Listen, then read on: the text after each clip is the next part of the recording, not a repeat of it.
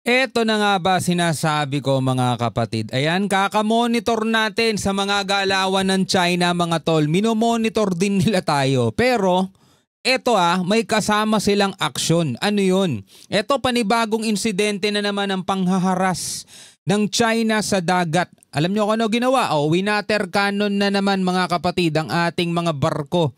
Sabi rito sa report mga kapatid mula rito sa News 5 Everywhere, panibagong insidente na naman ng panghaharas ng China sa dagat.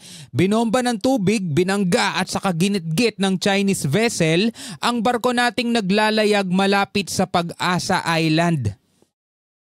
Tulad nga no sinabi natin mga tol kahapon sa ating reaction video.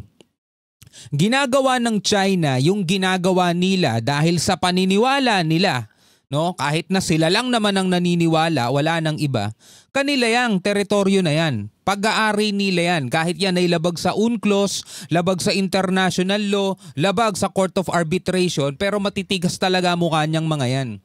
Yun ang ginagawa nila mga tol. Kasi nga, determinado silang proteksyonan yung inaangkin nilang mga lugar eh. Samantalang tayo mga tol, ang ginagawa natin, panay monitor, panay report sa media, panay sabing illegal ang ginagawa ng China, pero hanggang ganun lang tayo, wala tayong ginagawang aksyon. Again, hindi natin sinasabing makipaggera ang ating mga otoridad. Hindi ganun mga tol. Pero kailangan kasi natin ng pangil, kailangan nating tumindig at the same time mga tol, kailangan nating igiit yung ating karapatan dyan. So ito panoorin natin mga kapatid, BRP Datu Sanday. Pinangga, binomba ng tubig ng China malapit sa Pag-asa Island mula rito sa Frontline Tonight mga tol sa News 5 Everywhere. Magbibigay ulit tayo ng reaction. Samahan ninyo ako mga tol. Huwag niyong kalimutan mag-subscribe. Click nyo na rin ang notification bell para ma-notify kayo pag may mga bago tayong reaction video, commentary, opinion, criticism at kung ano-ano pa tulad na lamang nito. No? Huwag na natin patagalin pa. Panoorin natin to. Panibagong insidente na naman ng pangharas ng China sa dagat. Binomba ng tubig, binangga at saka ginit-git ng Chinese vessel ang barko nating naglalayag malapit sa Pag-asa Island. Nasa frontline na balitang yan si Gio Robles. Alam mo, nasa ano rin natin yan mga tol eh. Nasa gobyerno din natin yan eh. Nasa presidente partikular mga tol. Kasi may chain of command yan eh. Kung anong inuutos nung nasa taas, yun ang gagawin ng ating mga Coast Guard, Navy, mga sundalo. Do meron silang initiative mga tol, pero ando doon pa rin sila, kailangan nilang sumunod doon sa chain of command. 'Di ba? Etong mga ginagawa ng China, may basbas yan, utos yan ng kanilang presidente, utos yan ng kanilang gobyerno. Ipakita sa Pilipinas kung gaano sila kalakas, kung gaano sila kaagresibo at kung gaano nila pinatutunayan na kanila yan. Yun ang kulang sa atin mga tol. Gawa. Kasi ang dami nating salita eh. Ito ang kuha sa loob ng BRP Datu Sanday habang walang habas na binobomba ng tubig ng China Coast Guard malapit sa Pag-asa Island. Ito ba'y bagong pangyayari? Hindi, maraming ulit na nilang ginawa sa atin yan. Napakaraming ulit na. Sa lakas ng water cannon ng China, rinig ang pagdagundong ng mga bakal mula sa ating barko. Niradyohan na sila ng Bureau of Fisheries and Aquatic Resources o BIFAR, pero ayaw paawat ng China. Your unsafe maneuvers are in clear violation of your obligations for safe conduct under the 1972 International Regulations. Nakagalit na yung nagraradyo. Your unsafe maneuvers are in clear violation of your obligations for safe conduct under the 1972 International Regulations. Hindi naman naiintindihan na China yun eh. Yun ang problema mga tol, hindi sila nakakaintindi ng English. Oo, nagsasalita sila ng English, pag may script binabasa lang nila, kaya nilang mag-deliver, hindi nila kaya mag-receive. Yun ang problema. Of your obligations for safe conduct under the 1972 International Regulations. Sa aerial shot naman na ito, makikitang binangga at ginitgit din ng barko ng China ang BRP Datu Sanday. O di ba? Labag yan mga tol sa regulation of anti-collision, di ba? Hindi lang isa, kundi 2 beses. Dahil sa insidente, nasira ang port bow at smokestack ng ating barko. Nagkaroon din ng ilang bitak at nayupi ang ilang bahagi ng BIFAR vessel. Nangyari kahapon ang panghaharas habang nagsasagawa ng maritime scientific research ang BRP Datu Sanday. Oh, Hitam. Narinig nyo yung sinabi mga kapatid? Habang nagsasagawa ng maritime scientific research. yung ating barko o Datu Sanday. Which is yun ang madalas na ginagawa ng China sa loob ng ating EEZ. Ano yun? Nagpapadala sila ng mga research vessel nila. 'Di ba? Nahuhuli sa akto mga tol, nagde-deploy ng mga submersible vessel. Anong sabi? Minomonitor namin, nakalabas na. Minonitor namin, nakalabas na. 'Di ba? O anong sabi natin? O kapag tayo ang gumagawa niyan mga kapatid, anong ginagawa nila? Eto. Pinagtatabuyan tayo. Tayo, anong ginagawa natin? Hindi natin napagtatabuyan, nire-radio challenge lang natin. Tapos hindi tayo sinasagot. 'Di ba? Hindi tayo pinapansin. 'Di ba? Yun ang yun mga tol lang kailangan nating ipakita kasi. Kahit anong sabi nating atin yan, pero kung hindi naman kasi nila pinapansin, hindi unang-una mga tol, anong magagawa ng salita, 'di ba? Anong magagawa ng pamilya? Oo, naipapaalam natin sa buong mundo yung ginagawa sa atin ng China, yung pangaharas na ginagawa nila. O anong pakialam ng buong mundo? Magpapadala sila ng mga sundalo nila para sila ang magpapalayas on behalf of the Philippines? Hindi dapat ganoon.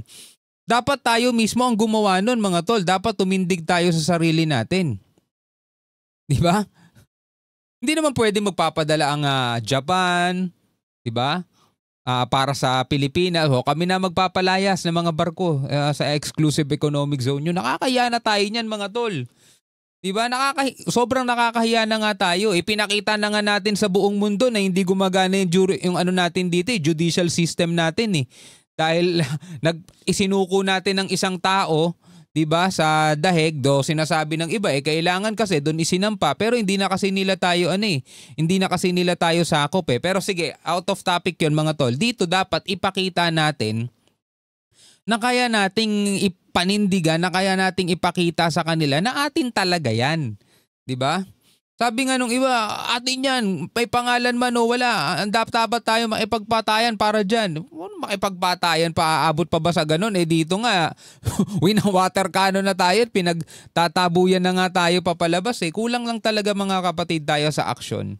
Kulang lang talaga, no? Again, hindi natin inahangad na makipaggera tayo dyan.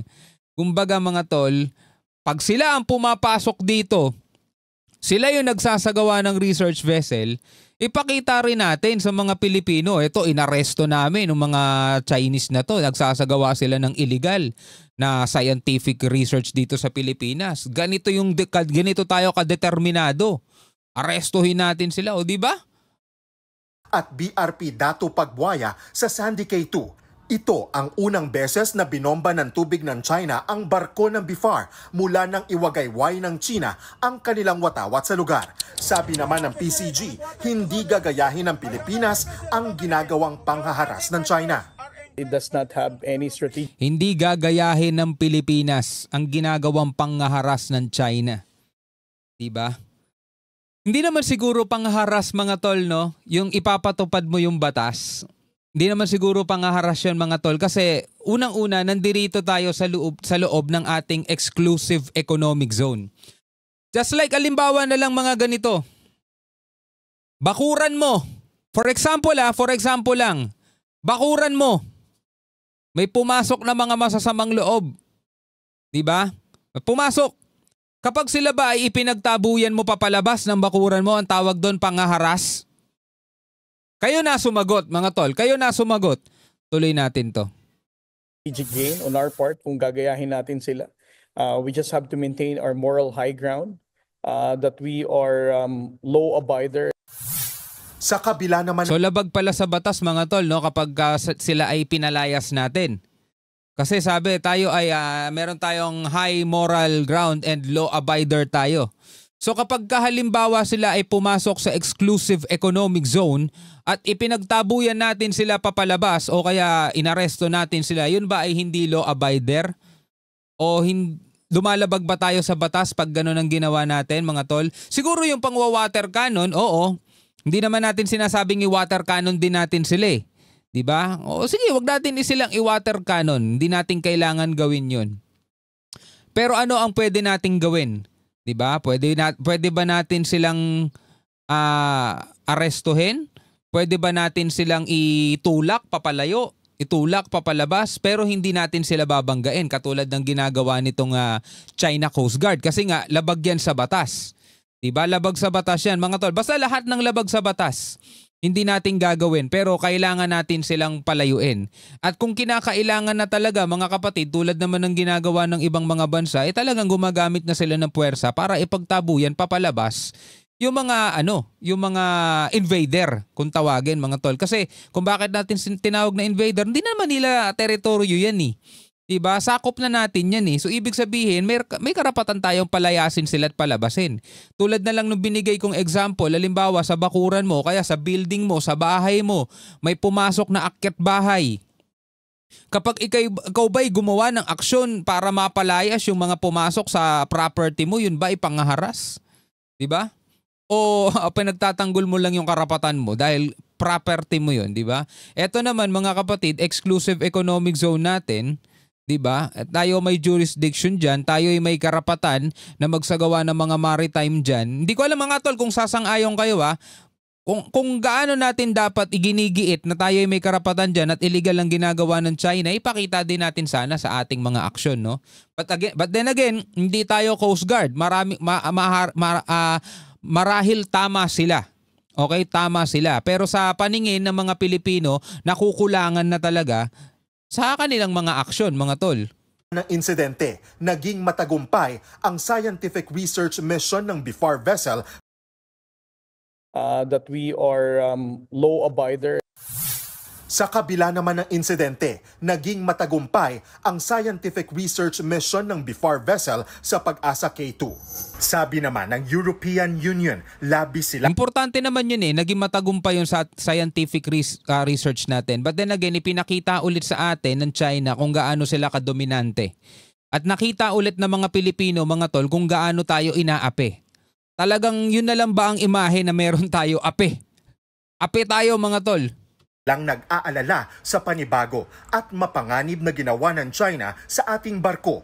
Muli rin silang nagpaabot ng suporta sa Pilipinas. Salamat sa suportang paabot nyo pero walang magagawa na yan Alinsunod sa International Order ng United Nations Convention on the Law of the Sea o UNCLOS. Ang kailangan may kakastigo sa China para itigil nila yan. At 2016 arbitration na naipanalo natin. Ang tila walang katapusang girian ng mga barko ng Pilipinas at China sa West Philippine Sea ang isa sa gustong tutukan ng Akbayan Party List. Kaya naman, isinusulong nila ang pagbuo ng West Philippine Sea Block sa 20th Congress. Ito ang magsusulong ng mga usapin kaugnay sa karapatan ng mga Pilipino sa ating exclusive economic zone. Kung ganyan ang gagawin ng Akbayan, pabor ako sa kanila. Di ba? Kaysa puro batiko sila sa gobyerno kung ganyan na lang ang gawin nila, di ba? Ito pong ating WPS block sa Kongreso, this is a block of champions. Champions of sovereignty. At dapat naninindigan tayo laban doon sa encroachment ng China sa West Philippine Sea. Isinusulong din ng Akbayan na maisama sa curriculum sa eskwelahan ang pagtuturo ng West Philippine Sea. Uy, pwede. Pwede. Magandang yan. Kailangan kasi dapat mga bata pa lang itinuturo na mga kapatid yung tungkol dyan.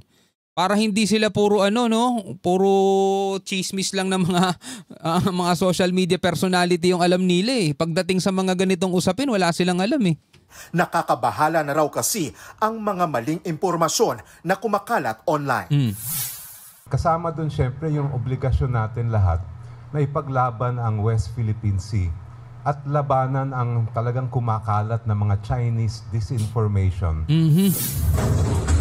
Nagbabalita mula sa Frontline, Gio Robles, News 5. Okay, don't get me wrong mga kapatid, hindi tayo galit sa ating Coast Guard. In fact mga kapatid, sinasaluduhan natin sila, pinupuri natin sila sa kanilang dedikasyon, sa kanilang sacrifice, diba? Sa kanilang pagbabantay sa ating karagatan. Diba? Hindi natin ina-undermine yun, hindi natin minamaliit yun mga kapatid, no? At sinasaluduhan natin ang ating mga Coast Guard sa kanilang ginagawa. Good job sa inyo mga sir. No, ang sa atin lang naman mga kapatid, sana ay hindi na maging normal. Hindi maging normal sa paningin ng mga Pilipino na hanggang dito na lang tayo. Diba? Hanggang dito na lang nga ba? Yun ang kataanungan mga tol eh. Hanggang dito na nga lang ba ang kaya nating gawin? Sumalo ng mga water cannon nila, 'di ba? Sumalo ng mga pagbangga nila habang pagkatapos ng mga ganyang insidente, sasabihin natin sa media, sasabihin natin sa buong mundo, violation 'yan ng China, 'di ba? Violation 'yan ng mga regulations sa karagatan, 'di ba? Wala ba tayong pwedeng gawin para ipatupad yung batas natin? Di ba nagkaroon na nga ng batas, pinirmahan na nga yan ni PBBM, di ba? Di ba sabi nga meron na yung highway dyan eh. Di ka pwedeng basta-basta huminto dyan, di ka pwedeng magpakalat-kalat dyan. Di ba? Kung kinakailangan arestuhin. Di ba? Kung tayo may karapatan dyan, baka pwede tayo mang-aresto. Ang problema mga kapatid, yung pang-arestong yun baka maging mitsyari ng gera eh, no? So ano mangyayari? Ganito na lang ba? Anyway mga kapatid, iwan ko sa inyo yung katanungan na yan. Pwede kayong magbigay ng inyong komento. Pwede kayong magbigay ng inyong reaksyon. Pwede kayong magbigay ng inyong saloobin. Alright, so hanggang sa muli, ako nga pala si Shobal D. Peace out.